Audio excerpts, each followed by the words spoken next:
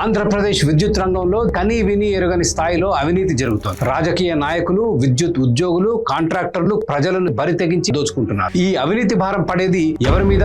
మీ మీద. ఇది నా స్నేహితుడి కమర్షియల్ కరెంటు బిల్లు. యూనిట్ కి 14 రూపాయలు చెల్లిస్తున్నాడు. చైనా, అమెరికాలలో కూడా ఈ ధరలు లేవు. ఈ రేట్లతోనే జనాలు చస్తుంటే కొత్తగా ట్రూ అప్ ఛార్జీల పేరుతో మరో 12,000 కోట్ల భారం ప్రజల మీద మోపడానికి సిద్ధమవుతుంది ప్రభుత్వం. ఈ కరెంటు దోపిడీ 5 స్టెప్పులలో జరుగుతుంది. మొదటిది, ప్రభుత్వం కేవలం 20 కోట్ల రూపాయల బ్యాంక్ గ్యారంటీతో షిరిడి సాయికి 10,000 కోట్ల రూపాయల ప్రాజెక్టులు ఇస్తుంది. 2, షిరిడి సాయితో ఇతర ప్రైవేట్ కంపెనీలు పోటీ పడకుండా ప్రభుత్వం ప్రత్యేక నిబంధనలు పెడుతుంది. 3, దేశంలో ఎక్కడా లేని ధరలు చెల్లించి ఒక్క కంపెనీకే 7-8 లాభం సంపాదించి పెడుతుంది. 4, షిరిడి సాయి సరఫరా చేసిన విద్యుత్ పరికరాలను ప్రభుత్వాధికారులు ఇన్స్పెక్షన్ కూడా చేయకుండా తీసుకుంటున్నారు. 5, 5 స్టార్ ట్రాన్స్ఫార్మర్లకు డబ్బులు కట్టి ప్రభుత్వాధికారులు 2 స్టార్ ట్రాన్స్ఫార్మర్లు తీసుకుంటున్నారు. పూర్తి స్టోరీ కోసం లింక్ మీద క్లిక్ చేయండి.